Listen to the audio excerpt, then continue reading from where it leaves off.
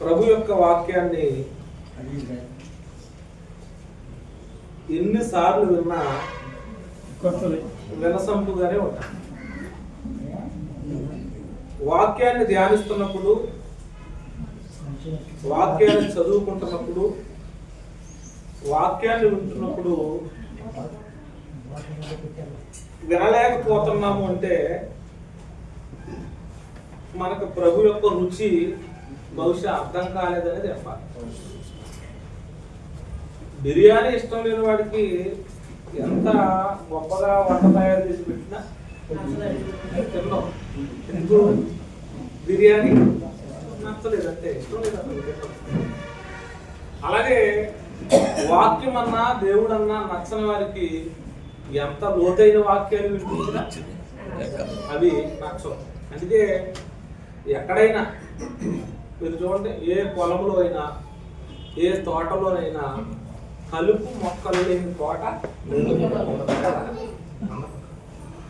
అంటే ఇక్కడ ఉన్నారని కాదు నా ఉద్దేశం, లేరని కాదు నా ఉద్దేశం. అంటే పొలం అన్నది ఖచ్చితంగా ఉందంటే దాంట్లో కలుపు అనేది ఉంటుంది. కలుపు లేదు, అది స్వచ్ఛమైన దానికి వీలు. పౌలంతటి గొప్ప సేవకులు ఏమన్నా తెలుసా, సంఘముల గురించిన చింత నాకు ఉంది. మన సంఘం గురించి మనం ఏమంటాం, అయ్యా సంఘం ఎలా ఉంటా అనగానే ముందనే మాట ఏంటి.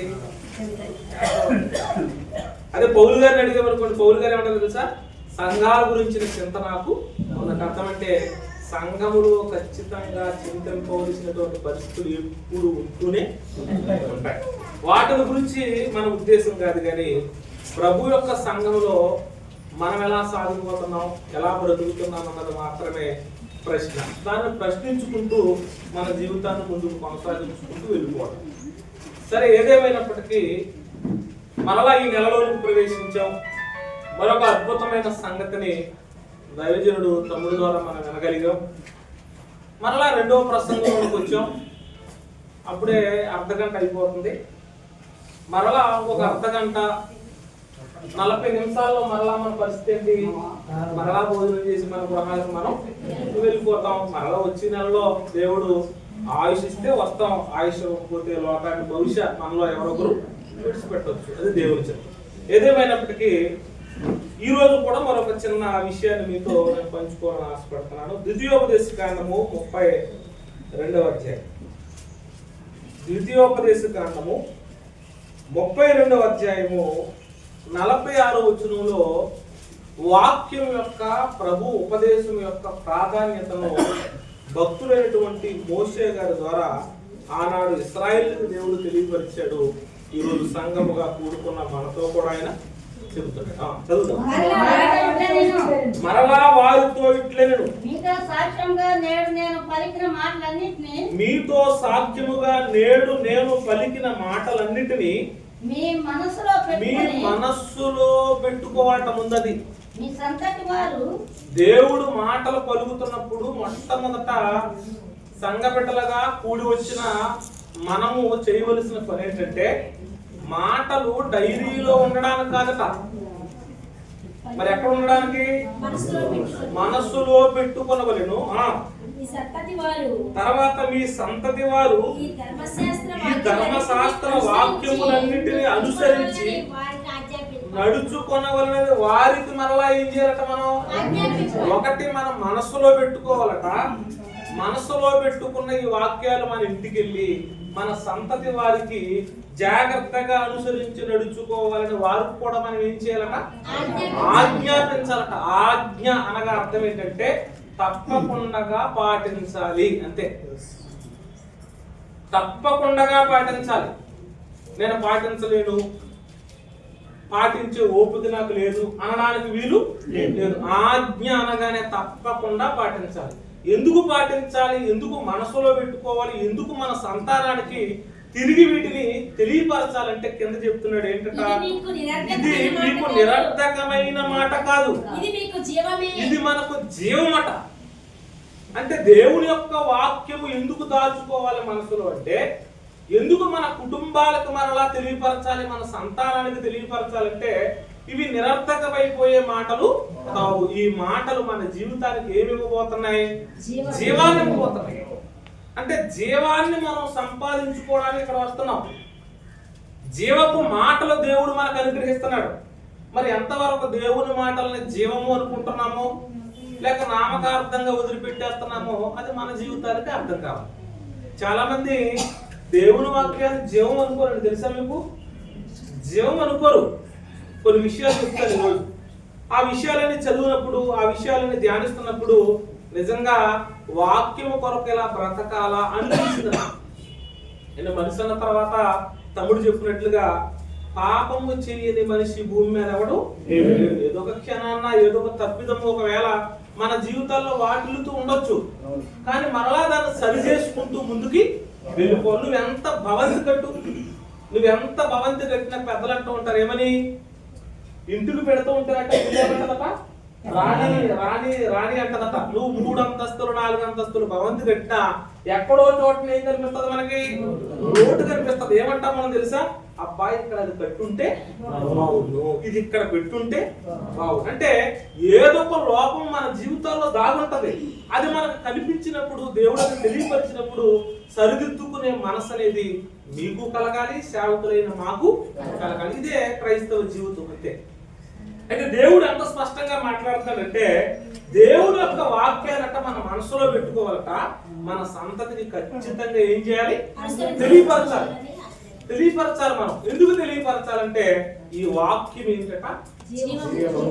జీవం. ఎప్పుడు జ్ఞాపకం ఉంచుకోండి, వాక్యం అనగానే జీవం. ఆ జీవాన్ని ఎంత సంపాదించుకుంటే అంత ధన్యులమే. అయితే బైబిల్ గ్రంథంలోకి వెళ్ళినప్పుడు ఒక ఆశ్చర్యకరమైనటువంటి మాట కనిపిస్తుంది. అదే సామెతల గ్రంథము 14వ అధ్యాయము 14వ వచనం. కనుక జీవం కలిగినటువంటి మాటను జాగ్రత్త కలిగి కొన్ని విషయాల్ని మధ్యాహ్న కాల సమయంలో తెలుసుకుందాం. 14వ అధ్యాయం సామెతల గ్రంథము 14వ వచనం. భక్తి విడిచిన వాని మార్గములు వానికే వెక్కసమగును, మంచి వాని స్వభావము వానికే సంతోషం ఇచ్చును అన్నాడు. ఇక్కడ 2 విషయాలని దేవుడు చెప్తున్నాడు. ఈ 2 విషయాల్లో నేను 2 మాట్లాడను కానీ ఒక విషయాల గురించి మాట్లాడుకున్నాను. ఏంటంటే భక్తి విడిచిన వాని మార్గము వానికే వెక్కసమగును అన్నాడు. ఈరోజు భక్తి అనేది ఎంత సులువు అయిపోయిందంటే, భక్తిలోనికి ఎంత సులువుగా వస్తున్నాడో మనిషి, అలాగే భక్తులోంచి అంత సులువుగానే బయటికి వెళ్ళిపోతాడు. మీరు గమనిస్తున్నారా? రక్షణ పొందుతున్నట్టే కనిపిస్తున్నారు, మరలా రక్షణలోంచి బయటికి వెళ్ళిపోతున్నారు. ఎందుకంటే రక్షణ విలువ వాళ్ళకి తెలియలేదు. రక్షణను విడిచిపెట్టిన తర్వాత మరలా వారు ఎన్నుకోబోతున్నటువంటి మార్గము ఎంత భయంకరమైనదో కూడా వారికి తెలియదు. ఇక్కడ సామెతల గ్రంథకర్త అయినటువంటి సొలొమోను ద్వారా పరిశుద్ధాత్మ దేవుడు ఎంత స్పష్టంగా మాట్లాడుతున్నాడంటే, భక్తి విడిచిన వాని మార్గములు వానికే ఏమైపోతాయట? వెక్కసమైపోతాయి. వానికే వెక్కసమైపోతాయి. మీరు గమనించండి. ఉదాహరణకి ఒక ఇస్కరియోతు యోధాని జ్ఞాపకం చేసుకోండి. ఇప్పుడు ఇస్కరియోతు యోధ దేన్ని విడిచిపెట్టేశాడంటే భక్తిని విడిచిపెట్టేశాడు. యేసుక్రీస్తుని విడిచిపెట్టేశాడు. భక్తిని విడిచిపెట్టేసి మరొక మార్గాన్ని ఎన్నుకున్నాడు. ఏ మార్గాన్ని ఎన్నుకున్నాడు? ధనం. అంతే కదా? సిరి కోసం పరిగిపెట్టాడు. సిరి కోసము దేవుణ్ణి నమ్మేశాడు.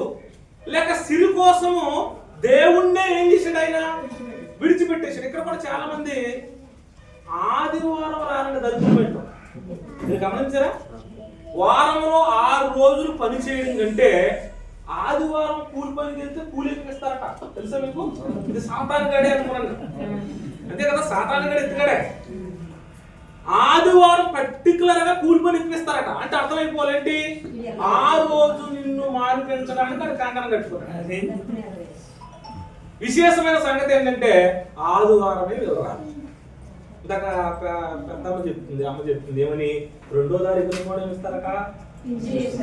మార్గం ఉంది. అంటే రేపు కూడా తీసుకునే అవకాశం ఉంది.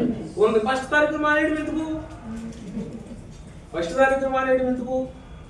నిజంగా ఇస్కరియోతు యోధ అనే ఆయన ఎవరిని వదిలేశాడంటే భక్తులు వదిలేశాడు. భక్తులు వదిలేసి ఏ మార్గాన్ని పట్టుకున్నాడంటే నాకు ధనం కావాలి, ధనం కావాలి, ధనం కావాలి, ధనం కావాలి. ఈయనేంటి ధనవంతుడు వస్తా ఉంటే ధనవంతుడి దగ్గర ఏం మాట్లాడుతున్నాడు? నీ ధనమంతా పేదలకు ఇచ్చి నీవు నన్ను సంపాదించు అంటే ఈ లెక్కన ఏంటి? ఇప్పుడు నేనేదో ఈయన దగ్గరకు వస్తే ధనవంతుడు అవుతానని నేను అనుకుంటా ఉంటే ఈయన బోధ ఎలా ఉంది? ఇప్పుడు ఇంకొక దగ్గర ఏం మాట్లాడుతున్నాడు? ధనవంతుడు సూది కష్టములోనన్న ఒడ్డు దూరడం సాధ్యమవుతుందేమో గాని పరలోక రాజ్యంలోనికి ఎవరు ప్రవేశించరట? ఈయన బోధ ఎలా ఉంది? ఇప్పుడు ధనవద్దు ధనవద్దు ధనవద్దు ధనవద్దు ధనవద్దు అంటుంటే ఇప్పుడు నాకేం తప్పదు? ఇప్పుడు నేనేం చేయాలి? నాకు ధనము రావాలంటే ఖచ్చితంగా ఏ మార్గాన్ని వదిలేయాలి? ఇప్పుడు చాలా మంది జీవితాల్లో భక్తిని వదిలేయడానికి ముఖ్య కారణాలు ఇవే. తెలుసా మీకు? ముఖ్య కారణాలు ఇవే. 30 వెండి నాణాలు అంటే 30 వెండి నాణాలకి అమ్మేసాడా అని అనుకోదు. అప్పట్లో 30 వెండి నాణాలకి కుమ్మరి వారి పొలం కొన్నారట. అంటే అర్థం చేసుకోండి, పొలం కొనేంత సొమ్మది, పొలం కొనేంత సొమ్ము అంటే పొలాన్ని కొనుక్కునేంత సొమ్ము ఇస్తున్నాడు కనుక ఇప్పుడు నేను దేన్ని వదిలేయాలి? భక్తులు వదిలేయాలి. వదిలేసిన మార్గం ఎంతకాలము ఆయనకి ఇష్టంగా ఉందంటే కొంతకాలమే. కొంతకాలానికి ఆయన ఎంత ఎక్కసం అయిపోయిందంటే నేను ఒక నీతిమంతుడు ప్రాణాన్ని తీసేశాను, ఒక మంచి వాడి మార్గాన్ని నేను వదిలేశానని చెప్పి ఉరిపెట్టుకుని చచ్చిపోయాడంటే భక్తిని వదిలిన తర్వాత తన యొక్క మార్గం ఎంతకాలం తనకి ఇష్టమైందంటే కొంతకాలమే. కొంతకాలానికి తన మార్గం ఏమైపోయింది? ఎక్కసం అయిపోయింది. మీరు కూడా గమనించండి, ఎప్పుడైనా సరే దేవుణ్ణి వదిలేసిన వారు ఎక్కువ కాలం భూమి మీద లేక ఎక్కువ కాలం భూమి మీద సుఖంగా ఉండడం జరగనే. కొన్ని విషయాలు బైబిల్లో చూసినప్పుడు చాలా ఆశ్చర్యమైంది. అసలు దేవుణ్ణి డబ్బు కోసం వదిలేయాలా? డబ్బు కోసం వదిలేయాలా? ఇశ్రాయేలు జీవితాన్ని పరిశీలిస్తున్నప్పుడు 40 సంవత్సరాలు అరణ్య మార్గంలో ఇశ్రాయేలు ప్రయాణం ఎంతకాలం పట్టింది? సుమారు 40 సంవత్సరాలు. 40 సంవత్సరాలు 20 లక్షల మంది, సుమారు దాదాపు ఎంతమంది తెలుసండి? 20 లక్షల మంది. 20 లక్షల మందిని పొయ్యి ముట్టకుండా పోషించడానికి నమ్ముతారు మీరు? నువ్వు నమ్మినా నమ్మకపోయినా అది నిజం. 20 లక్షల మందిని 40 సంవత్సరాలు పొయ్యి కూడా ముట్టకుండా దేవుడు పోషించాడు. ఎక్కడంటే అరణ్యంలో. పొయ్యి ముట్టకుండా. నేను చెనమెల్లిపాడు నుంచి ఇక్కడికి వచ్చేసరికి వైట్ షర్ట్ మాసిపోయింది. చూసారు మీరు? మీ బట్టలు చూడండి, మాసిపోయి. ఐగుప్తులో వేసుకున్న వస్త్రాలు 40 సంవత్సరాలు మాయలేదట. అసలు ఏంటంటే అసలు దేవుడికి ఎంత మనిషి బ్రతకడం మొదలు పెడితే, దేవుడిని ఇష్టపడితే, ఆ మార్గంలో నడవాలన్న ఆలోచన ఆసక్తి కలిగితే దేవుడు ఎంత గొప్పోడో చెప్పడానికి బైబిల్లో ఎన్నో రెఫరెన్స్ ఉన్నాయి. ఎన్నో రెఫరెన్స్. 40 సంవత్సరాలు బట్ట మాయనలేదంటే వాళ్ళని ఎంత చక్కగా దేవుడు చూసుకున్నాడో మనకు అర్థం కావాలి. ఒక భక్తుడు చెప్తాడు ఏంటో తెలుసా? 40 సంవత్సరాల క్రితం ఐగుప్తులో ఏ వస్త్రం అయితే వేసుకున్నారో వాళ్ళు ఆ ఒక్క వస్త్రంతోనే బ్రతికేశారట. విశేషమైన సంగతి ఏంటంటే వాళ్ళ చిన్న బిడ్డలుగా ఒకవేళ ఐగుప్తు నుండి బయలుదేరితే వాళ్ళ వెదుగుతూ ఉంటేనట వాళ్ళ ధరించుకున్న వస్త్రాలు కూడా ఎదిగిపోయారు. తెలుసా మీకు? వస్త్రాలు కూడా ఎదిగాయి. అంటే చెప్పు అరగదట. 40 సంవత్సరాలు అరగని చెప్పేవాడు ఈరోజు కంప్యూటర్ ఇచ్చాడు అనుకోండి, మన ఇంట్లోనే జతలు ఉంటాయి. ఎందుకు? అర్థమైపోవాలి. బాట ఓడివలేడు, పేరగానాడు. అర్థం ఏంటంటి అంటే 40 సంవత్సరాలు చెప్పరగలేదు, 40 సంవత్సరాలు భోజనం కొరకు పొయ్యి ముట్టించలేదు, 40 సంవత్సరాలు వస్త్రాలు మాయలేదు. అంత గొప్ప దేవుడి దగ్గరికి మనం వచ్చామన్న విషయం చెప్పడానికే ఇన్ని విషయాలు రాస్తే చాలా మంది ఏం చేస్తున్నారట? భక్తినే వదిలేస్తారు. భక్తి విలువ తెలియదు. ఇతను ఎంత తప్పు చేశాడంటే ఇస్కరియోతు యోధ 30 వెండి నాణాలకు ఎవరిని వదిలేశాడు? భక్తులు వదిలేశాడు. దేవుడు చెప్తున్నాడు, భక్తి విడిచిన వాని మార్గములు వానికే వెక్కసమగును, వానికే వెక్కసమగును. మరొకరు కనబడతారు మనకి. ఎవరో? ధనవంతుడు. ఈ ధనవంతుడు కూడా చాలా ధనవంతుడు అంటేనే మనకు అర్థమైపోవాలి. అంటే ధనం వచ్చిన తర్వాత తన ఆలోచన ఎలా ఉందంటే నాకు ధనం ఉంది గనక దేవుడు అవసరము లేదు. ఆడికి ధనము లేదు కనుక దేవుడు అవసరం లేదని ధనం దగ్గరికి వెళ్ళాడు. ఈతను ధనం వచ్చిన తర్వాత ఈ ధనవంతుడు ఆలోచన ఏంటి, నాకు ధనం ఉన్నప్పుడు దేవుడి దగ్గరికి వెళ్ళవలసిన అవసరం ఏంటి? చాలా మంది కొనమని తెలుసండి, ధనం ఉన్నప్పుడు దేవుడి దగ్గరికి వెళ్ళవలసిన, అసలు యేసుక్రీస్తుని చాలా మంది ఎందుకు నమ్ముకుంటారు తెలుసా? ఎలా నమ్ముకుంటారు? కొన్ని విషయాలు బైబిల్లో మీకు చెప్తాను ఈరోజు అర్థం కావాలి కనుక, సంఘముగా, నా సహోదరులుగా, తల్లులుగా, తండ్రులుగా, తమ్ముళ్ళుగా ఈ లోకంలో ఎక్కువ కాలం ఉండడం కనుక కొన్ని విషయాలు మాట్లాడుకోవాలి. చాలా మంది యేసయ్యను ఎందుకు నమ్ముకుంటారంటే డబ్బు కోసమే నమ్ముకుంటారు, మేలుల కోసమే నమ్ముకుంటారు, బలహీనతల కోసమే నమ్ముకుంటారు.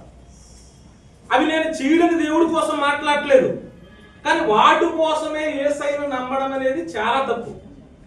వాటి కోసమే నమ్మడానికి వీలు లేదు. ఇక్కడ ధనవంతుడు అయిపోయాడు. ధనవంతుడు అయిపోయిన తర్వాత ఇతను ఇశ్రాయేలుడేనట, అబ్రహాము బాగా తెలిసిన వాడట, మోసే కాలంలో బ్రతికిన వాడేనట. అంటే మోసే కాలంలో బ్రతికిన వాడినప్పటికీ, ఒకప్పుడు భక్తుడుగా జీవించినప్పటికీ ఇతనికి భక్తి అంటే ఇష్టం లేదు. ఇప్పుడు ఎందుకు ఇష్టం లేదంటే ధనం పెరిగింది. అనుదినము ఎలా ఉండేవాడట, అనుదినము ఓదారంగు వస్త్రాలు వేసుకుని దినము సుఖపడేవాడట. అంటే దేన్ని ఇష్టపడుతున్నాడు ఈయన? భక్తిని ఇష్టపడట్లేదు. ఒక కొత్త మార్గం కనపడుతుంది. ఏంటి? సుఖపడే మార్గం. ఈరోజు చాలా మంది సుఖము కోసం కూడా భక్తిని వదిలేసేవారు ఉన్నారు, లేరండి?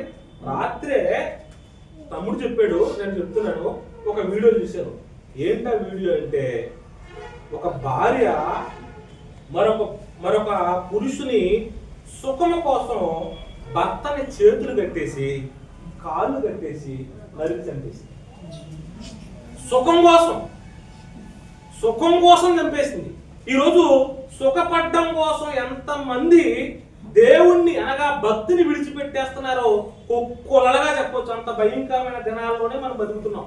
ఇదిగో ఈయన కూడా అనుదినము సుఖపడుతున్నాడంటే కేవలం మందు, చిందు, విందే అనుకోకూడదు. ఇంకొకటి కూడా ఉంటది. ఇందులో ఏముంటది? అది కూడా ఉంది. దినదినము సుఖపడుతున్నాడట. భక్తిని వదిలేశాడు, మరొక మార్గాన్ని ఎన్నుకున్నాడు. అబ్బాయి ఇది బాగుంది అనుకున్నాడు. ఒకరోజు చనిపోయాడు. చనిపోయిన తర్వాత పాతాళానికి వెళ్ళిపోయాడట. పాతాళములో బాధపడుతూ అప్పుడు చెప్తున్నాడు, ఎప్పుడు వెక్కసమైపోయింది ఈ మార్గం అంటే, అప్పటి వరకు ఇష్టమైన మార్గము, భక్తుని వదిలేసిన మార్గం ఎంత బాగుందంటే, బ్రతికాడు చనిపోయి పాతాళానికి వెళ్ళిన తర్వాత తన యొక్క మార్గము తనకే ఏమైపోయింది తెలుసా? ఎక్కసమైపోయింది. నేను ఎందుకు ఆ రోత బతికాను? నేను ఎందుకు భక్తులు వదిలేశాను? నేను ఎందుకు వాక్యాన్ని వినలేదు? నేను ఎందుకు మందిరానికి రాలేదు? నేను ఎందుకు సభలకు వెళ్ళలేదు? నేను ఎందుకు సేవకుని మాట వినలేదు అని చెప్పి కొంతకాలం తర్వాత తన యొక్క మార్గం తనకి ఏమైపోయిందట? వెక్కసమైపోయింది. అది సులభంగా చెప్తున్నారు. భక్తిని విడిచిన వారి మార్గములు వారికే ఏమైపోతాయట? వెక్కసమైపోతాయి. ఒకరోజు యేసుక్రీస్తు వారి కాలంలో జరిగినటువంటి ఒక సందర్భాన్ని మీకు చూపిస్తాను. లోకాగార సువార్త త్వరగా మాట్లాడుకుందాం. లోకాసువార్త 9వ అధ్యాయం. లోకాసువార్త 9వ అధ్యాయము 56వ వచనం నుంచి జాగ్రత్తగా చదువుకుందాం. ఇక్కడ 3 విషయాలని, ముగ్గురు గురించి యేసయ్య మాట్లాడుతున్నాడు. జాగ్రత్తగా ముగ్గురు 3 సందర్భాలు అక్కడ యేసయ్య మాట్లాడుతున్నాడు. ఈ 3 సందర్భాలు మనకు తెలియాలి. ఏం చెప్తున్నాడో చదువుదాం. అంతటా వారు మరి ఒక గ్రామంలోనికి వెళ్ళిరి. వారు మార్గమును వెళ్ళుచుండగా ఒకడు వచ్చి నీవెక్కడికి వెళ్ళినను నీ వెంట వచ్చేదనని ఆయనతో అసలు నిజంగా ఆశ్చర్యమైన మాట తెలిసింది. యేసుక్రీస్తు వారి దగ్గరకు వచ్చి ఒక అతను అంటున్నాడట, నువ్వు ఎక్కడికి వెళ్ళినా నేను ఏం చేస్తాను తెలుసా? నీ వెంట వస్తాను అన్నాడు. అన్నప్పుడు యేసుక్రీస్తు వారు ఎంత మంచివాడు నువ్వు, ఎంత గుణవంతుడు నువ్వు, ఈరోజు లోకమంతా నన్ను విడిచి బ్రతుకుతుంది, నువ్వైతే నా వెంటే వస్తానంటున్నావు అని చెప్పి వెంటనే కవుగిట చేర్చుకోవాలి కదా. కానీ యేసయ్య ఏమన్నాడు చూడండి, అందుకు యేసు నక్కలకు బొరియలుండెను, ఆకాశ పక్షులకు నివాసములు కలవు గాని మనుష్య కుమారుడు కుమారునికి తలవాల్చడానికి కూడా ఏమి లేదట. అంటే ఆయనేమన్నాడు, ఈయనేం చెబుతున్నాడు. ఇతను మొదటి వ్యక్తి. రెండో వ్యక్తులు చూద్దాం. 59వ వచనం. 59వ వచనం. ఆయన మరి ఒకరితో నా వెంట రమ్మని చెప్పారు. అతడు నేను వెళ్ళి మొదట నా తండ్రిని పాతి పెట్టి వచ్చుటకు సెలవిమ్మని మనవి చేశారు. అందుకైన మృతులు తమ మృతులను పాతి పెట్టుకుంటారు, నువ్వు వచ్చినన్ని. రెండో వ్యక్తి ఇతను యేసయ్య దగ్గరకు వస్తానట్లేదు, యేసయ్యే పిలుస్తున్నాడు. ఏమని పిలుస్తున్నాడు? నువ్వు వచ్చి నన్ను అంటే ముందు వెంబడిస్తానన్నా కూడా వద్దన్నాడు. ప్రయాసపడి భారం మోయుచున్న సమస్త జనులారా నా యొక్కకు రండి అని పిలిచేది. పిలవకుండానే ఒక ఆయన వస్తానన్నాడు. ఏమని? నువ్వు ఎక్కడికి వెళ్ళినా నీ వెంటే వస్తానని చెబితే ఈయన ఏమంటున్నాడు? ఆకాశ పక్షులకు నివాసాలు ఉన్నాయి, నక్కలకు బొరియలు ఉన్నాయి, నాకు తలవాల్చడానికి కూడా ప్లేస్ లేదు అన్నాడు. రెండో ఆయన దగ్గరికి వెళ్ళి ఈయనే పిలుస్తున్నాడు. పిలుస్తా ఉంటే అతనేమంటున్నాడు? నా తండ్రి చనిపోయాడు, నేను పాతి పెట్టి వచ్చేస్తాను అని చెప్తే ఈయనేమంటున్నాడు? మృతులను పాతి పెట్టుకుంటారు, నువ్వు నన్ను వచ్చి వెంబడించాడు. ఇంకా మూడో వ్యక్తులు కూడా చూద్దాం. 61వ వచనం. ప్రభువా నీ వెంట వచ్చేదను గాని నా ఇంట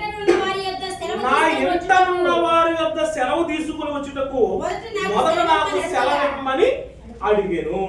మూడు వ్యక్తుల గురించి యేసయ్య పర్టిక్యులర్ గా మాట్లాడుతున్నారు. మనం వినాలి జాగ్రత్తగా. ముగ్గురు గురించి ఆలోచన కలిగి మనం బ్రతకాలి.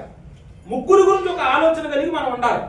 మొదటి వ్యక్తిని యేసయ్య పిలవకుండానే వస్తానన్నాడు, కానీ యేసయ్య ఒక మాట అన్నాడు. ఆ మాట తర్వాత సైలెంట్ అయిపోయాడు.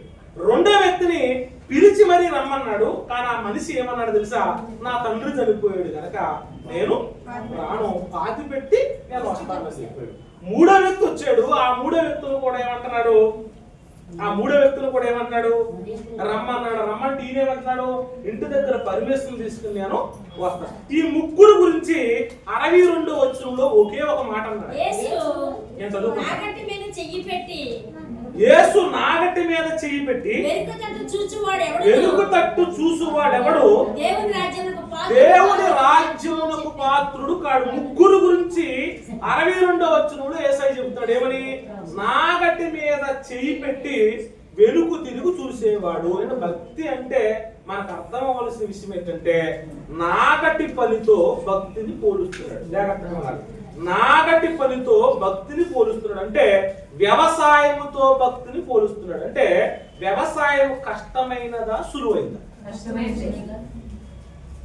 ఇక్కడ కూర్చున్న వాళ్ళు సేవకులు విమర్శించట్లేదు, విమర్శించుకోవట్లేదు. ఇక్కడ కూర్చున్న వాళ్ళని అడుగుతున్నారు. నాగలి అనేది ఈ రోజు లేదు, ట్రాక్టర్ వచ్చేసి. ఒక్కసారి నాగటి పని చేసిన కాలానికి మనం వెళ్ళగలిగితే, అంటే నాగలితో భూమిని దున్నడం సులువా కష్టమా? కష్టం.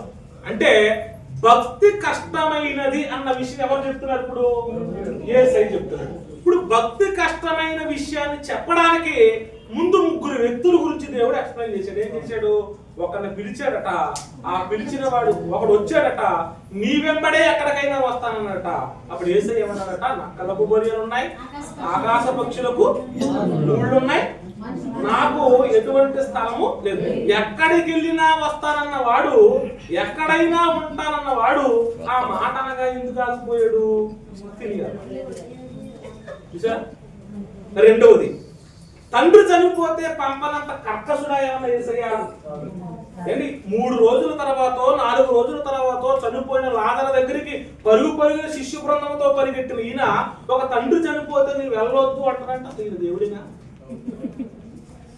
ఆలోచిస్తున్నాము మనం. యాయీరు కుమార్తె చనిపోతే పరుగు వెళ్ళిపోయి శవాన్ని లేపిన ఈయన మృతులను బాధ పెట్టుకుంటారు, మోసుకెళ్ళిపోతారని వదిలేయకుండా ఈయనే పరుగుని వెళ్ళిపోయి ఆవిడ్ని లేపేసిన ఈయన ఒక అతను నా తండ్రి చనిపోయాడు బాధ పెట్టి నేను వస్తానని చెప్తా ఉంటే వెళ్ళొద్దు అంటారంటే దీనికి కారణం ఉందంటారా లేదా? మూడో వాడు నేను పర్మిషన్ తీసుకుని వస్తానని చెప్తున్నాడు. ఒకవేళ పర్మిషన్ ఇవ్వకపోతే ఏం చేయడు? రాడు. ఇప్పుడు ముగ్గురుకున్న గుణం ఏంటంటే భక్తిని విడిచిపెట్టే గుణమే. ముగ్గురుకున్న గుణం ఏంటంటే లోకపు ఆలోచన కలిగినటువంటి ఆలోచన. అసలు యేసయ్య గుణం ఏంటో ముందు ఒక మాట మీకు చూపిస్తాను. యోహాను గారు రాసినటువంటి సువార్త 2వ అధ్యాయం. యోహాను గారు రాసినటువంటి సువార్త 2వ అధ్యాయము 24వ వచనం చదువుకుందాం. అయితే యేసు దేవుడు ఎలాంటివాడట, యేసుక్రీస్తు వారికి ఉన్నటువంటి గుణం ఎలాంటిదో, శక్తి ఎలాంటిదో చెప్తున్నాడు. యేసట అందరినీ అంటే ఆ ముగ్గురు వ్యక్తుల కోసం ఎరిగినవాడా కాదా?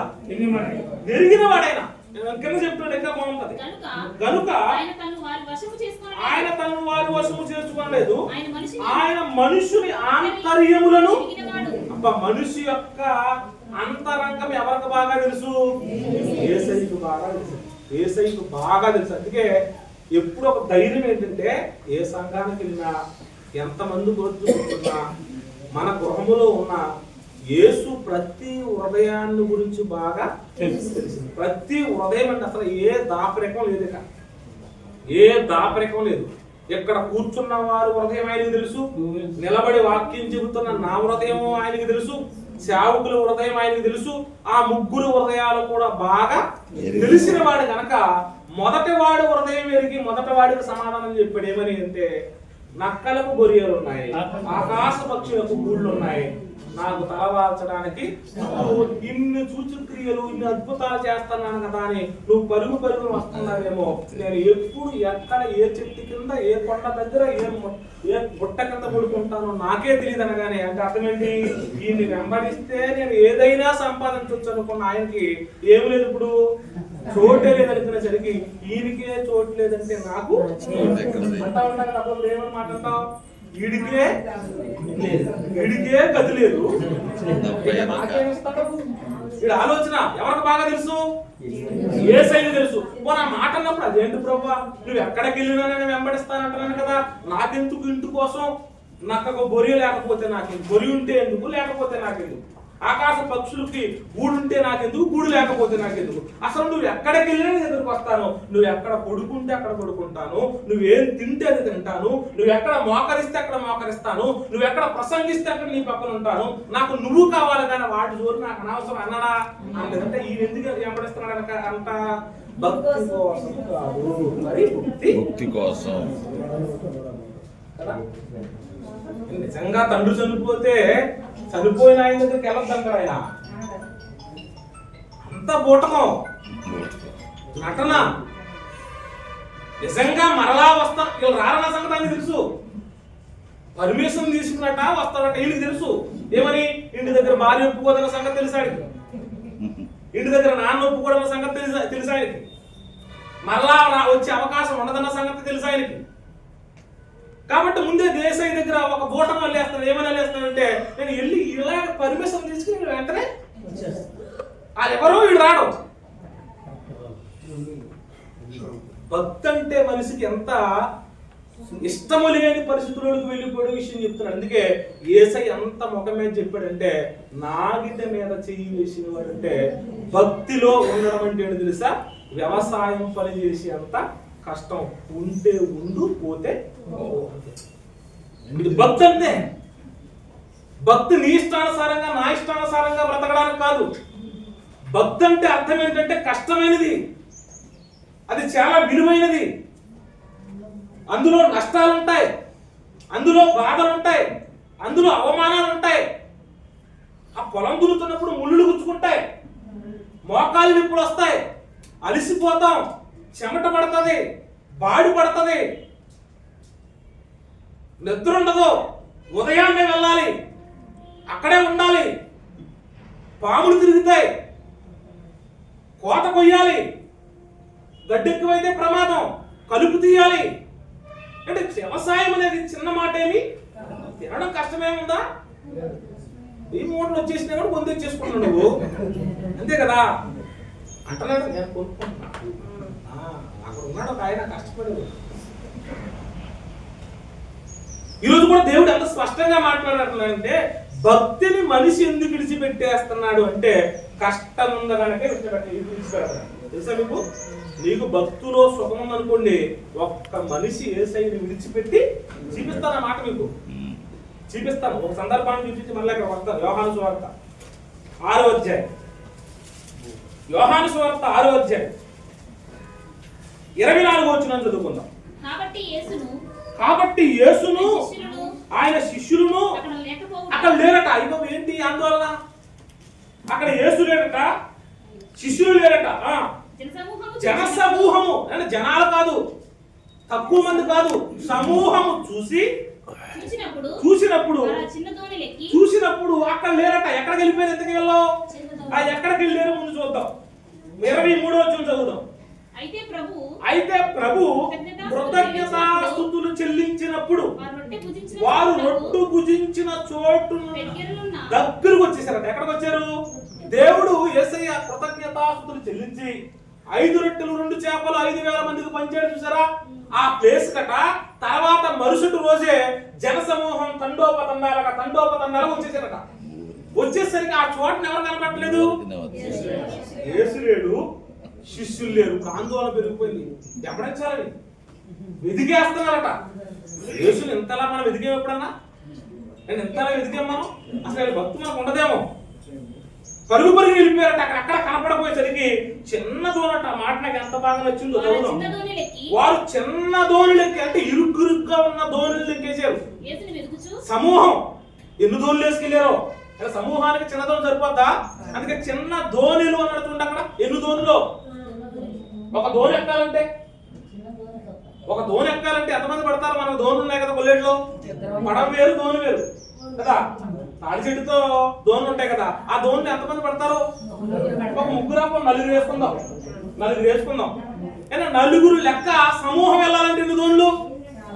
ఆ సముద్రంలో, ఆ నదిలో యేసయ్యని వెతకడానికి సమూహం అంతా కూడా దోణులెక్కి అంతమంది యేసయ్య కోసం ఎక్కడెక్కడో తిరుగుతూ ఉంటే యేసయ్య కోసం జనసమూహం వెతుకుతున్నారన్న సంగతి యేసయ్యకి తెలియదా? అంటే యేసయ్యకి తెలియదంటే తెలుసు.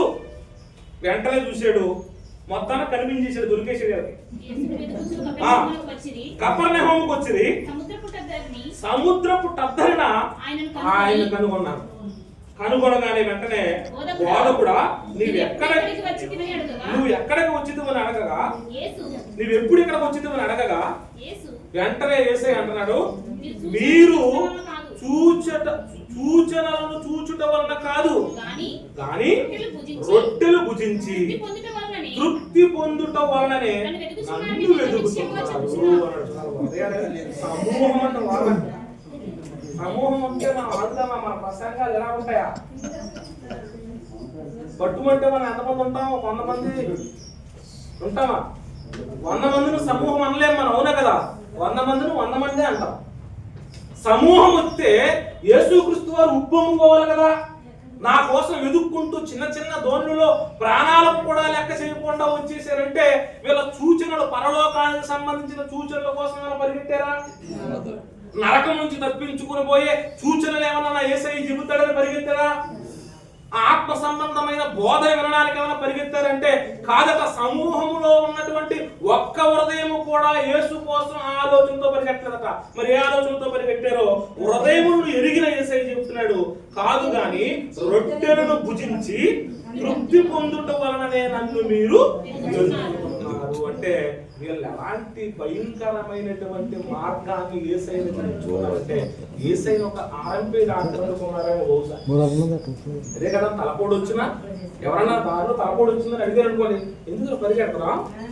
నజరేయుడైన యేసు ఉన్నాడు, అక్కడ వెళ్ళిపోతున్నాడు అంటే అక్కడ ఏం చేస్తున్నాడు ఆయన?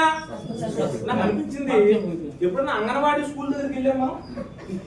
అంగన్వాడీ దగ్గర స్కూల్కి వెళ్తే పిల్లలకి ఈ రోజు ప్రభుత్వాలు పెడుతున్నటువంటి సౌకర్యాలు అన్ని వాళ్ళకి చదువు నేర్పడానికి, చదువు మీద ఇంట్రెస్ట్ ని పెంచడానికి, చదువు అంటే ఇష్టపడడానికి ఎన్నంటే చిక్కిళ్ళట, పాలట, పాలపిండట, బియ్యమట, గుడ్లట, ఉడకేసిన గుడ్డట, రాగుజావట, ఎన్ని ఐటమ్స్ అంటే నాకు అనిపించింది. ఇన్ని ఐటమ్స్ ప్రభుత్వం కష్టపడి తన సొమ్ము దగ్గర నుంచి తీసుకొచ్చి అంత కష్టపడి ప్రతిరోజు ఎందుకు పెడుతుందంటే ఒకటే ప్రభుత్వం ఆలోచన ఏంటి?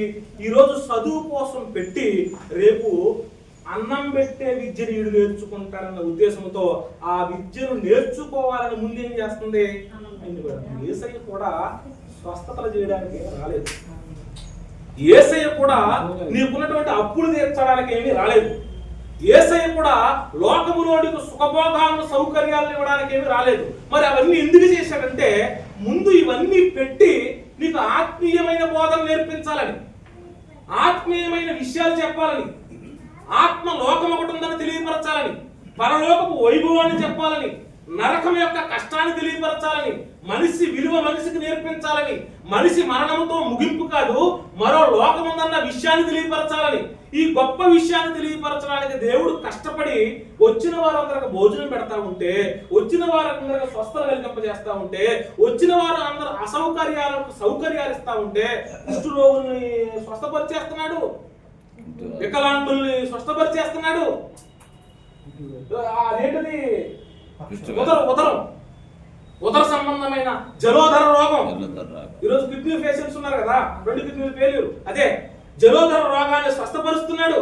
అంటే భయంకరమైనటువంటి కలరా లాంటి వ్యాధులను స్వస్థపరుస్తున్నాడు. గుడ్డి వారికి కళ్ళిచ్చేస్తున్నాడు. ఇవన్నీ ఎందుకు చేస్తున్నాడంటే నువ్వు వెంటనే అంగన్వాడిని గుర్తుకు రావాలి. అంగన్వాడి దగ్గర అవి ఎందుకు పెడుతున్నారంటే పని లేక కాదు. తెలుసా మీకు? మన బిడ్డలకు అంగన్వాడి ప్రభుత్వం పెట్టేది పని లేక కాదు, తర్వాత భోజనం పెట్టే విద్యను నువ్వు నేర్చుకుంటావని. యేసయ్య కూడా ఇవన్నీ ఎందుకు చేస్తున్నాడంటే పని లేక చేయట్లేదు. తర్వాత కాలంలో మెల్లగా ఆత్మ సంబంధమైన బోధకు నువ్వు అలవాటు పడతావని. కానీ నీ ఆలోచన అంతా ఏమైపోయింది? భక్తి మీద లేదు. మరి దేని మీద పెరిగిపోయింది? నీ మార్గమే, నీ మార్గమే, నీ మార్గమే. ఎప్పుడైతే ఈ బోధను 6వ అధ్యాయం అంతా చెప్పుకుంటూ వచ్చారో ఏం జరిగిందో మనం సాగిపోతుంది. 66వ వచనం చదువు. 66వ వచనం. అప్పటి నుండి ఆయన శిష్యులలో అనేకులు ఎందుకు వెళ్ళిపోయారండి? చూసారా? అప్పటి నుండట ఆ బోధ ఎప్పుడైతే చెప్పాడు ఆయన, అమ్మ అక్షయాహారం కోసం కాదు మనం కష్టపడవలసింది, చేయమైపోయే ఆహారం కోసం మనం కష్టపడవలసింది, అక్షయాహారం కోసం కష్టపడాలి. మీరు రొట్టెలు భుజించడం కోసం మాత్రమే వెంబడించడం కాదు. రొట్టె కంటే ప్రాముఖ్యమైనటువంటి ఆహారం నా దగ్గర ఉంది. బావిలో నీటి కోసం కాదు నన్ను వెంబడించవలసింది, బావిలో నీటి కంటే అమూల్యమైనటువంటి జీవజలం నా యొక్క ఉంది, దానికోసం మీరు రావాలని బోధ చేస్తే అప్పటి నుండట ఆయన శిష్యులు అనేకులు ఏమైపోయారట. నాకు అనిపించింది ఏంటంటే ఈ వెనక తీసిన వారందరూ కూడా ఎక్కడ ఉంటారు చెప్పండి. అదే చెప్పాడు కదా, భక్తిని విడిచిన వాని మార్గము వానికి ఎక్కసమగును. అంటే వీళ్ళందరూ కూడా భక్తిని విడిచిన వారందరూ కూడా చనిపోయి ఉంటారు. చనిపోయి కదా అనేకులు ఉంటారా? చనిపోయారు. చచ్చిపోయిన ధనవంతుడు ఎక్కడికి వెళ్ళాడో వీళ్ళు కూడా అక్కడికి వెళ్ళిపోయారు. అక్కడికి వెళ్ళిన తర్వాత పండ్లు కొరుకుటన్న పదం నన్ను భలే ఆకర్షించింది. అంటే జీవితంలో మనిషి 2 సందర్భాల్లో పళ్ళు కొరుకుతారు తెలుసా. ఒకటి, ఎదుటివాడి మీద మనకు కోపం వచ్చింది అనుకోండి, అప్పుడు పళ్ళు కొరుకుతాం. రెండవది, మన మీదే మనకు కోపం వచ్చింది అనుకోండి, అప్పుడు పళ్ళు కొరుకుతాం. నరకంలో పళ్ళు కొరకటం అంటే అర్థం ఏంటో తెలుసా? వారి మీదే వారికి ఏమొస్తుంది? కోపం. అంటే వారి మార్గాల వారికి ఎక్కసమైపోయాయి. అయ్యో ఆ రోజు యేసు బోధన ఎందుకండి, అయ్యో రొట్టు కోసమే ఎందుకు ఆయన వెంబడించే, అయ్యో నేను ప్రభు బోధ వరకు ఎందుకు వెంబడించలేదు, ఆ రోజు భక్తిని విడిచిపెట్టి ఈ మార్గం బాగుందని మరొక మార్గాన్ని ఎన్నుకున్నాను, ఈ రోజు ఆ మార్గము నాకు ఎక్కసమైపోయింది. ఎంత ఎక్కసమైపోయిందంటే వారి మీదే వారికి ఏమొచ్చేస్తుంది తెలుసా? కోపం పెరిగిపోయి పళ్ళు ఏం చేస్తున్నారు? కొరుక్కుంటారు. ఏం చేయగలం అక్కడ? ఏం చేయగలం? మా నాన్నకి కిడ్నీలో రాయించినప్పుడు ఆ బాధను చెప్పుకోలేక ఆ బాధలో తనకతానే ఏం చేసుకున్నాడు తెలుసా? పళ్ళు కొరుక్కునేవాడు. ఒక ఆయన తాగేసి నా ఎదురుగుండగా వచ్చి నా కోసం ప్రార్థన చేయాలన్నాడు. తాగేసి ఏం చేయగలవు? కానీ ఒక మాట అన్నాడు, ఒక సత్యం అన్నాడు. ఏంటి తెలుసా?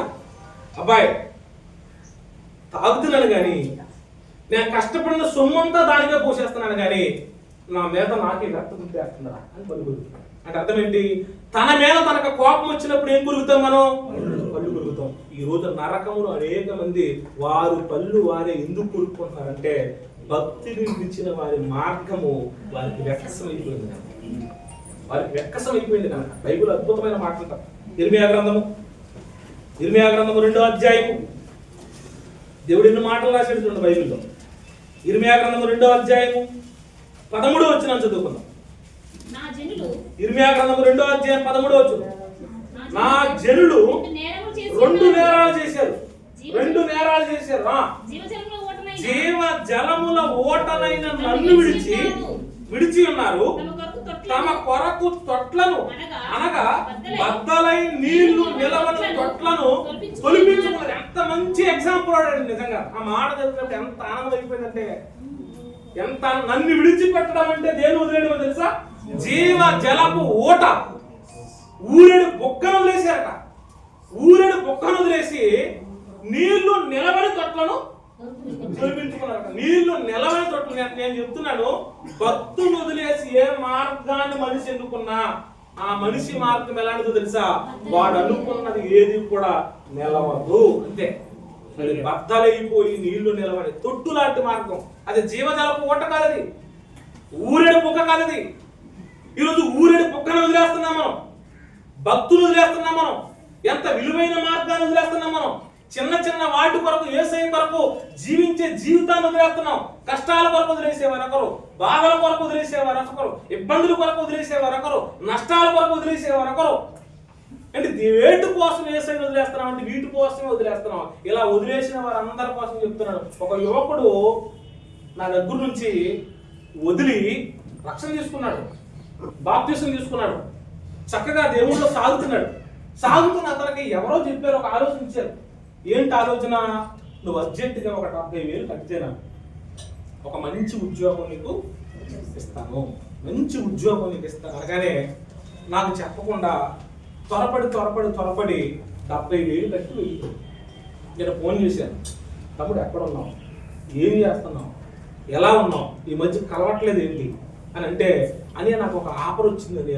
ఏంటంటే 70,000 కడితే నాకు కానిస్టేబుల్ జాబు ఇస్తాను.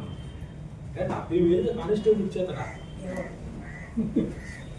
తమ్ముడు అదేం పేకేమో, తర్వాత ఇబ్బంది అవుతుందేమో, అసలే నువ్వు కష్టాల్లో ఉన్నవాడివే, దగ్గర డబ్బు ఏమున్నదేం కాదు.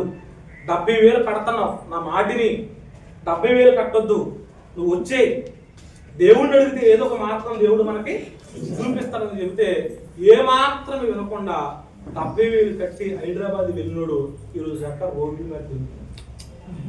ఏమైందంటే ఆడు మోసం చేశాడు. మీకు చెప్తానండి నిజం. నేను చిన్న మందిరం కట్టుకుంటున్నాను. మందిరం కట్టుకున్నప్పుడు అకస్మాత్తుగా ఫేస్బుక్లో ఒక పోస్ట్ వచ్చింది. ఏం పోస్ట్ వచ్చింది తెలుసా? ఒక మంచి బైబిల్ అంటే మనకు ఆశ కదండి. మంచి బైబిల్ ఫేస్బుక్లో పెట్టాడు. మంచి బైబిల్ ఫేస్బుక్లో పెడితే ఆ బైబిల్ చూడగానే నాకు ఇష్టమైపోయి కింద ఏం రాశాడు తెలుసా? అది సుమారు 2,000 రూపాయలు పైనే ఉంటుంది బైబిల్. ఆ బైబిల్ 250 రూపాయలకి ఇస్తానన్నాడు. ఆశ కలిగి 2,000 రూపాయల బైబిల్ 200 రూపాయలకి ఇస్తున్నాడా, 250కి ఇస్తున్నాడా, ఇదేదో బాగుందని చెప్పి వెంటనే కింద నెంబర్ ఇస్తే నెంబర్ ఫోన్ చేశాడు. బైబిల్ దగ్గర ఉంది చెప్తున్నానే అబద్ధం మాట్లాడలేదు. ఆయన నెంబర్కి బైబిల్ పెట్టుకున్నాను పేరు నా సెల్లో. 250 రూపాయలు అనేసరికి ఫోన్ చేస్తే అవునన్నా సేమ్ సేవకులేగానే మాట్లాడతాను. అవును బ్రదర్, మన దగ్గర బైబిల్ స్టాక్ ఎక్కువగా ఉన్నాయి, మన సేవకులందరికీ సంఘాలందరికీ తక్కువకి ఇవ్వాలన్న ఆలోచనతో నేను చేస్తున్నాను. మీకు ఎన్ని బైబిల్ కావాలన్నది దీనికి నేను ఒక బైబిల్ కోసమే ఫోన్ చేశాను. ఎన్ని బైబిల్ కావాలనేది అంటే 250కి ఒక 10 బైబిల్ తీసుకుంటే ఇంకా మిగిలిన వారికి కూడా నేను ఇవ్వచ్చని 10 × 250 ఎంత? 2,500. ఈ నెంబర్ ఫోన్ పే చేయమంటావా బ్రదర్ అన్నాడు. చేయమంటావా బ్రదర్ అని అడిగాను. చేసేయండి మీకు వెంటనే కట్టేస్తానని చెప్పి 2,500 కొట్టేసాను ఫోన్ పేలో.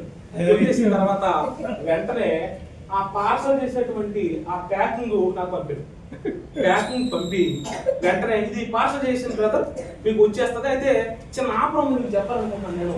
మన యొక్క సంస్థ ద్వారా, మన యొక్క విధానం ద్వారా నువ్వు ఇలా కష్టపడుతున్నటువంటి సేవకులకి నేను స్కూటీలు కూడా తక్కువ ఇస్తున్నాను. ఒక స్కూటీ పెడతాను చూడు అని చెప్పి స్కూటీ పెట్టాడు. అప్పుడు అనుమానం వచ్చింది. ఎంత స్కూటీ అనుకుంటున్నారు? నువ్వు 10,000 కడితే 1,20,000 స్కూటీని సొంతం ఉన్నాడు. అప్పుడు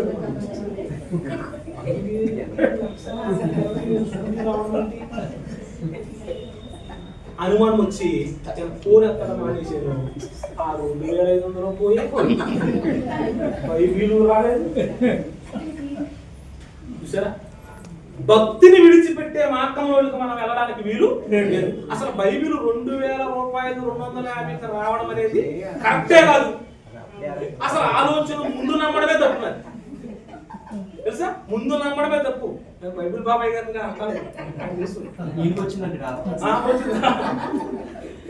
అసలు నమ్మకూడదు. అవి ఫేక్, అవి ఫేక్ అంతే. బైబిల్ కొంటే బైబిల్ ఫ్రీ అట. అంటే కొంతమంది సంస్థ వారికి వచ్చేమో కానీ ఫేస్బుక్ లో పెట్టిన వాటిని దయచేసి మీరు నమ్మకండి. ఎందుకు ఈ మాట చెప్పారంటే సాతానుడు ఇలాంటి ఎరలు ఎన్నో మన ముందు పెడతాడు. ఇది గురించి మాట్లాడలేదు. అంటే జీవ జలపు ఓటను వదిలేసి బ్రద్దలైపోయి నీళ్లు నిలబడ తొట్టు లాంటి మార్గాలు ఎన్నో పెడతాడు. అధికారం అని వాళ్ళంటారు. తెలుసా మీకు, చాలా మంది సేవకులు ఈ మధ్య కాలంలో మనం చూసాం. ఆయన గురించి పదే ఎత్తడం తప్పు కనుక నేను ఎత్తట్లేదు. పార్టీ పెట్టి పార్టీ కొరకు నేను ఎమ్మెల్యేని అవుతానో, ఎంపీని అవుతానో, లేక విజయ్ గారు లేక సీఎం అయిపోతాను అని మొత్తానికి యాత్ర మొదలు పెట్టి ఏం చేసాడో మనందరికీ తెలుసు. ఆయన చేసిన పనికి ఈ రోజు ఒకవేళ మనం నిజంగానే మంచి ఆలోచనతో దాంట్లోకి వెళ్ళినా ఎవరో నమ్మే పొజిషన్ లో లేనే. ఎంత సిగ్గు లేకుండా మాట్లాడతారు తెలుసా. ఇది విగ్గా అంటే ఏమన్నా తెలుసు, విగ్గే. గాంధీ ఛానల్కి వెళ్ళాడు, చూసారా మీరు? నీది విగ్గా అంటే నాది విగ్గే అన్నాడు. నీకు 3 పెళ్ళిళ్ళు అయినాయి కదా అంటే 3 పెళ్ళిళ్ళు కదా 2 అంటాడు. సిగ్గు లేదా? 2 అంటున్నాడు అంటే ఎంత భయంకరమైన ఆలోచన చూడండి. దేవుని భక్తులు ఒక సేవకుడిగా ఎదుగుతున్నావు. అప్పటి వరకు నీకు మీటింగ్స్ కి పిలిచారండి, చక్కచక్కట ప్రసంగాలు చేసేవాడివి, సంఘాలకి వెళ్ళేవాడివి. ఈలోగా ఒక ఆలోచన పుట్టింది ఏంటి, ఈ మార్గంలో వెళితే కనీసం కారు కూడా నేను కట్టుకోలేకపోతున్నాను, ఈఎంఐలు కట్టుకోలేకపోతాను. కారు ఎందుకన్నా ఈఎంఐలు కట్టుకోలేకపోతున్నాను. ఇప్పుడు కారుకి ఈఎంఐలు కట్టుకోలేకపోతున్నానంటే ఏదో దీనికంటే ఉన్నతమైన ప్లాన్ చేయాలి. ఏం చేయాలి ఇప్పుడు? అసలు పార్టీనే పెట్టేసాడు. ఆ మార్గం ఈ రోజు ఎక్కసం అయిపోయి కనీసం యూట్యూబ్లో కూడా ఆయన కనబడలేదు. చూసారా, ఎప్పుడు కూడా భక్తిని వదిలేసి అధికారాన్ని ఎంచుకున్నా, డబ్బుని ఎంచుకున్నా, సుఖం కోసం వెళ్ళిపోయినా, అందం కోసం పరిగిపెట్టినా, అది ఏ మార్గమైనా సరే భక్తి కష్టంగా ఉందని మరొక మార్గాన్ని ఎంచుకున్నావా, అది ఖచ్చితంగా నీ జీవితానికి నా జీవితానికి ఏమైపోతుంది తెలుసా? వ్యక్కసమైపోతుంది. ఇక్కడ అదే చెప్తున్నాడు ఇర్మియా గారు, ఎంత స్పష్టంగా ఇశ్రాయేలుతో చెబుతున్నాడు. చూడండి, నన్ను మీరు విడిచిపెట్టేశారు, మీ కొరకు ఏం తొలిపించుకున్నారు తెలుసా? బట్టలై నీళ్లు నిలవని. ఏ మార్గమైనా నేను చెప్తున్నా, ఈ రోజు ఆదివారపు ఆరాధన అస్సలు మానకూడదు. మనం తెలుసా మీకు, అస్సలు మానకూడదు. ఆ రోజు ఏదో పని దొరుకుతుంది, ఆ రోజు వచ్చే కాస్తంత ఎక్కువ డబ్బు వస్తుంది కదా వెళ్ళేవనుకో, అది నీకు ముప్పు తెస్తుంది. ఇప్పుడు తెలుసా మీకు, ముప్పే తెస్తుంది. ఆ డబ్బు కోసం కక్కుర్తులాడి ఈ భక్తిని నేర్పించే ఈ మందిరానికి నువ్వు మానేవా, నేను చెప్తున్నాను ఖచ్చితంగా నీకు ముప్పే తీసుకొస్తుంది. అందుకే ఆదివారం అవకాశం అన్నంత వరకు నువ్వు మాననే. ఏదో బలహీనత వస్తే మనం చేసేది లేదు కదా, ఏదో భయంకరమైనటువంటి అనారోగ్యం వస్తే మనం చేసేది ఏమీ లేదు కదా. నా జీవితంలో 3 రోజులు మోకరించి ప్రార్థన చేసుకోలేదు. 3 రోజులు నా జీవితంలో 3 రోజులు బైబిల్ చదవలేదు నేను. ఏంటా 3 రోజులు అంటే, నాకు యాక్సిడెంట్ అయ్యి భీమవరం వర్మ హాస్పిటల్లో బెడ్ మీద ఉన్నప్పుడు మాత్రమే ప్రార్థన చేసుకోవాలి, మోకరించి చేసుకోలేదు. ఎందుకంటే అప్పుడు నాకు స్పృహ కూడా లేదు. నాకు అనిపిస్తూ ఉంటది, మోకాళ్ళు ఉంచి ప్రార్థన చేయని రోజు నా జీవితంలో ఉండకూడదు. అసలు బైబిల్ తెరవకుండా, బైబిల్ చదవకుండా నేను ఉండని రోజు ఉండకూడదు నా జీవితంలో. నేను ఎప్పుడు కూడా బైబిల్ చదవాలి, ఎప్పుడు ప్రార్థన చేయాలి, ఎప్పుడు ప్రభు యొక్క సన్నిధిని నేను ఆనందించాలి. భక్తి కంటే గొప్పది ఏది లేదు. ఒకవేళ విడిచి చూడు, ఆ మార్గం కొంతకాలమే బాగుంటది, తర్వాత విరక్త పుట్టకపోతే ఇప్పుడు మీరే అడగండి. ఎంతో మంది అండి చూపించడం ఒక మాట మీకు అర్థమవుతుంది. సామెతల గ్రంథం ముగిస్తారు. సామెతల గ్రంథము 21వ అధ్యాయము 16వ వచనం. సామెతల గ్రంథము 21వ అధ్యాయం 16వ వచనం. వివేక మార్గము విడిచి తిరుగువాడు ప్రేతల గుంపులో కాపురం ఉంటావట. నీ కాపురం ఎక్కడికి వెళ్ళిపోతుంది అమ్మ? నీ కాపురం ఎక్కడికి వెళ్ళిపోతుంది? వివేక మార్గం అంటే ఏంటనుకున్నా? భక్తి మార్గం, దేవుని మార్గం. దేవుని మార్గాన్ని ఎప్పుడైతే విడిచి మనం తిరుగుతామో మనం ఎక్కడ కాపురం వెళ్ళబోతున్నామంటే భవిష్యత్తు చెప్పేసాడు దేవుడు. నీ మార్గం ఎక్కడికి వెళ్ళిపోబోతుందంటే ప్రేతల గుంపులోనికి వెళ్ళిపోబోతుంది. ఆ ప్రేతల గుంపు ఏదో కాదు, నరకం. నరకం అంటే నరకములో కాపురం ఎవరు చేస్తారు? భక్తులు వదిలేస్తారు. పరలోకములోనికి ఎవరు వెళ్తారు? భక్తిని వెంబడించేవారు. ఈ రోజు భక్తిని వెంబడిస్తున్నామో భక్తిని వదిలేసామో చూసుకోండి. ఈ రోజు అన్ని మార్గాలు బాగుంటాయి. అంటే దేవుని వదిలేసి ఏ మార్గం ఎన్నుకున్నా బాగుంటుంది. అది నీకు సంతోషాన్ని ఇస్తుంది, ఆనందాన్ని ఇస్తుంది, బాగుంటది, ఇబ్బంది ఏమి ఉండదు. కానీ మళ్ళీ చెప్తున్నాను, ఒకానొక రోజు ఆ మార్గం ఎక్కడికి తీసుకెళ్ళిపోతుందంటే, ఎక్కడికి తీసుకెళ్ళి నిన్ను కూర్చోబెడుతుందంటే ప్రేతల గుంపులోనికి తీసుకెళ్ళి నిన్ను కూర్చోబెడుతుంది. ఇంకా అక్కడే నీకు రావు వచ్చే అవకాశం అందుకే వివేక మార్గం మనం విడిచిపెట్టకూడదు, ఎప్పుడు విడిచిపెట్టకూడదు. ఎంత కష్టం వచ్చినా ప్రభువునందే ఆనందించాలి, ఎన్ని ఇబ్బందులు వచ్చినా ప్రభువునందే ఆనందించాలి, ఎంత సంతోషం వచ్చినా ప్రభువులోనే ఆనందించాలి. ఏడ్చువాడితో ఏడవాలి, సంతోషించే వారితో సంతోషించాలి. ప్రతిరోజు కూడా ప్రార్థించుకుంటూ బైబిల్ చదువుకుంటూ అవకాశం ఉంటే వాక్యం వింటూ మన జీవితాన్ని వెళ్ళబుచ్చి ఈ లోకం నుంచి వెళ్ళిపోయి చూడు ఎంత ఆనందం ఉందో నీకు అర్థమవుతుంది. ఇది స్వల్ప ఆనందం. అందుకే ఎక్కడికి వెళ్ళినా మెచ్చుకునేవారు తక్కువ, నిందించేవారే ఎక్కువ. మీకు బైబిల్ ఇచ్చిన అనుకోండి, పరసరాయ బైబిల్ ఏంటట పరస అంటే అర్థం ఏంటి? కష్టపడక్కర్ లేకుండా ఏమొచ్చేస్తుంది, కష్టపడక్కర్ లేకుండా ఏమొచ్చేస్తుందట. అంటే మన కుటుంబాలకు తెలుసు, మనకు తెలుసు, మన జీవితాలకు తెలుసు, మన బ్రతుకులకు తెలుసు, మనం ఎంత ఇబ్బందులు పడుతున్నామో, ఎంత కష్టపడుతున్నామో, ఎన్ని నిందలు పడుతున్నామో ఎవరికి తెలియదు. అందుకే ఎక్కడికి వెళ్ళా ఎప్పుడు చెప్తాను, బైబిల్లో ఉన్నటువంటి మాటల ప్రకారం జీవిస్తే సన్మానాలు మాత్రం ఉండనే ఉండవు, అవమానాలు ఎక్కువ. నాకు అనిపిస్తుంది ఏంటో తెలుసా?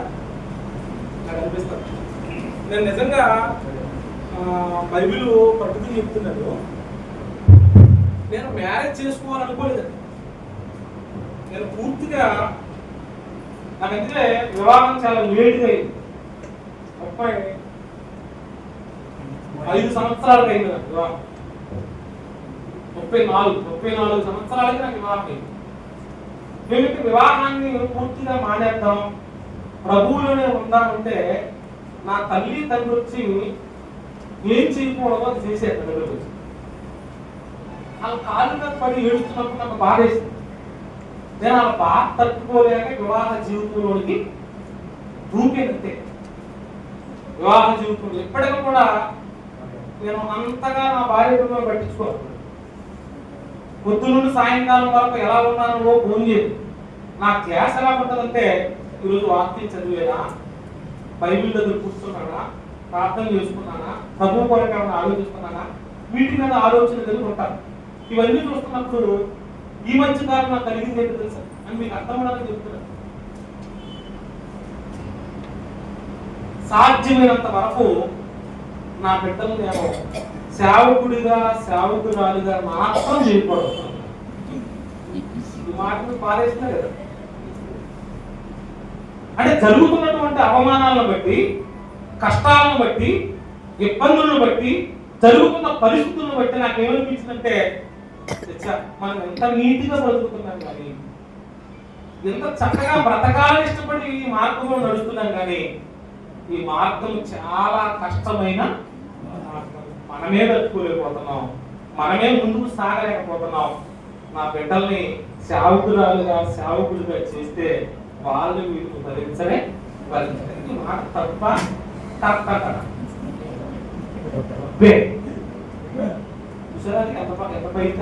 చెప్తున్నాడు. అంతే సాతానుడు ఏ మార్గం ఉండగా నడిపిస్తాడో చెప్తున్నాడు. ఈ కష్టాలు ఉండగా నడుస్తున్నప్పుడు చాలా మంది సేవకులు ఏం చేశారు తెలుసా? ఆ సేవకుడిగా చేయడం కంటే మనం ఏం చేద్దాం, అమెరికాలో చదువుతాం, అమెరికాలో చదువుకున్న వాడికి ఏముండవుగా, ఏముండవు, కష్టాలు ఉండవా? అదే ఉంటది. సాధారణ మార్గం కోసం చెప్పాలంటే కొన్ని విషయాలు చెప్తున్నాను. భక్తులు పక్కన పెట్టి నా కూతురు భక్తొద్దు, ఇన్ని శ్రమలు ఆ బిడ్డ అనుభవించడానికి వీల్లేదు, నా కుమారుడికి భక్తొద్దు, ఇన్ని శ్రమలు వాడు అనుభవించడానికి వీల్లేదు, వాడిని ఒక సాధ్య మార్గంలోకి పంపేద్దాం అనుకుంటే నరకంలో తోసేస్తానని చెప్పంతే, నరకానికి గెంటేస్తానని చెప్పంతే. ఎందుకంటే వివేక మార్గాన్ని నువ్వు నేర్పించట్లేదంటే, వివేక మార్గం వద్దనుకుంటున్నామంటే ప్రేతల గుంపులోనికి వారిని కాపాడానికి నువ్వు సిద్ధపరుస్తున్నావు. కనుక మన జీవితంలో ఏ మార్గం మన కుటుంబం విడిచిపెట్టకూడదు తెలుసా?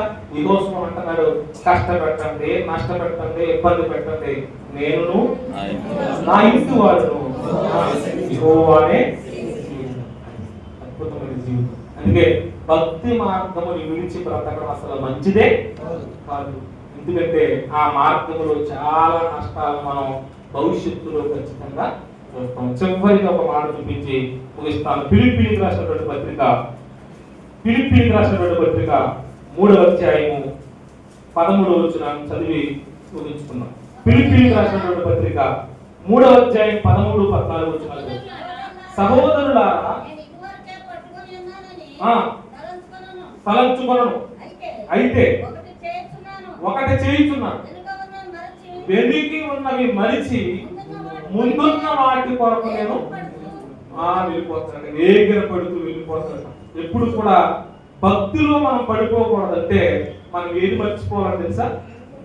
వెనుకున్నది మర్చిపోవాలి. అంటే వెనుక చేసిన పాపాలు, వెనుక చేసినటువంటి ద్రోహాలు మరలా మన దగ్గరకు వస్తూ ఉంటాయి. ఏమని ఒక ఆయన అంటున్నాడు, తప్పక కొన్ని విషయాలు చెప్పాలి కాబట్టి ఒక ఆయన అన్నాడు, ఒక సేవకుడు ఆయన అన్నాడు నా దగ్గరకు వచ్చి, తమ్ముడు ఈ మధ్యకాలంలో నాకు మళ్ళీ సిగరెట్ కాల్చాలని మనసు కలుగుతుంది. ఏం కాలుతాడంట ఆయన? చూసారా? అంటే భక్తిలో నడుస్తున్న ఆయన వెనకను గుర్తు చేసుకుంటున్నాడంటే, వెనక పాపాల వైపు తిరుగుతున్నాడంటే ముందుకు సాగే అవకాశం ఉండదు. పౌలు గారు కూడా వెనకున్నవి మర్చిపోకుండా నేను గుర్రం మీద తిరిగేవాడిని, నేను అప్పుడు ఒక గొప్పవాడిని, నేను ఇలా చేసేవాడిని, అలా చేసేవాడిని, అది చేస్తే బాగుంది అనుకున్నాను అనుకోండి, అసలు భక్తులు ఆయన సాగిపోయే అవకాశం ఉండదు. మన జీవితంలో కూడా భక్తిని మనం విడిచిపెట్టకూడదంటే మనం వెనుకున్న వాటిని ఏం చేయాలి తెలుసా?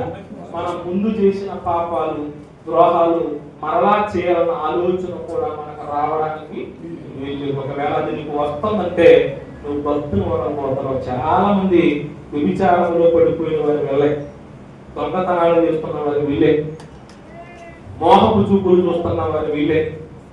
చాలా మంది తెలుసా మీకు? చాలా మంది సెల్ ఫోన్ లో నీచమైన వీడియోస్ చూస్తున్న వాళ్ళు వాళ్ళే.